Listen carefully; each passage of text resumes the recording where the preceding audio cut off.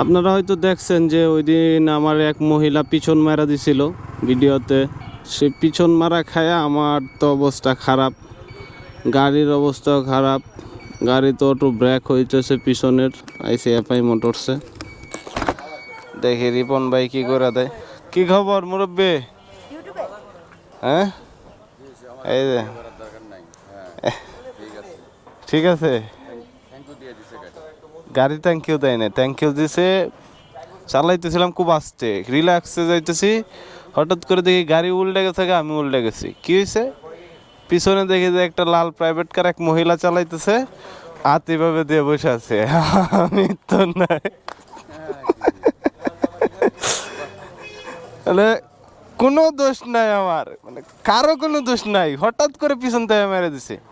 এখন হইছে কি, এখন গাড়ি অটো ব্রেক হইতেছে পিছনে, দেখেন। এ ব্যথা পাইছি তো পায়ে, জুতা পরতে পারি না।